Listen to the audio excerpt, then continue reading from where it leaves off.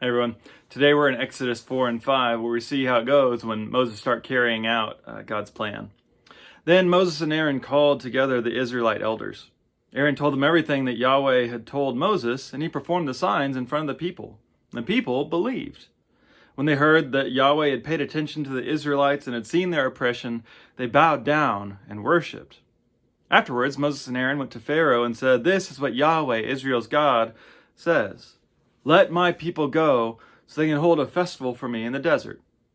And of course, we all know Pharaoh's response: "Sure, that sounds great. Go ahead, have a great time, enjoy worship." No, right? Pharaoh gets angry, he refuses, he accuses the Hebrews of being lazy, because of course the common accusation from those in power is that the minorities who build their countries are just lazy. And then he even makes their work harder. And so by the end of chapter 5, we hear the response from the people who earlier were on board with all this. The supervisors said to them, Yet let Yahweh see and judge what you've done. You've made us stink in the opinion of Pharaoh and his servants. You've given them a reason to kill us." Then Moses returned to Yahweh and said, "My Lord, why have you abused the people? Why did you send me for this? Ever since I came to Pharaoh to speak in your name, he has abused this people, and you've done nothing to rescue this people." I don't know what kind of changes you've tried to make or people you've tried to speak up for, but do you honestly think that it's going to be easy to do the right thing? Even if it's just trying to do the right thing in your own life. But in this case, or in cases today, do you think that standing against corrupt and abusive powers to defend oppressed minorities is not going to meet with resistance? The powers don't let go of power without pressure. It's not true then, it's not true now.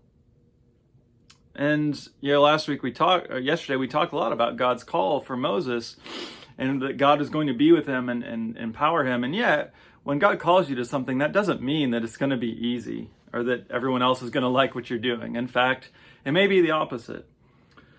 And so we have to ask ourselves, when we face resistance, is this resistance a sign that I'm on the right track, or is it a sign I need to stop? It could be either. And so we have to learn to listen to the Spirit and know whether we actually are going in God's way or if God is trying to tell us something else. But the truth is, with anything in life, if it's worth doing, it's worth suffering, at least a little bit. Right? And you don't want to go too far into that and say that your life should just be suffering all the time for the sake of all these important causes. There is a place for self-care and for prayer and being filled spiritually so that we have something to give others. Right? We don't operate out of our own strength, but from the strength of God. But this way of suffering for others, that's the way of the cross. This is what Jesus did. He met a lot of resistance as he tried to spread the kingdom of God, and he eventually died for it. So why should we think it's going to be easy? God calls us often to do hard things, but God meets us in it.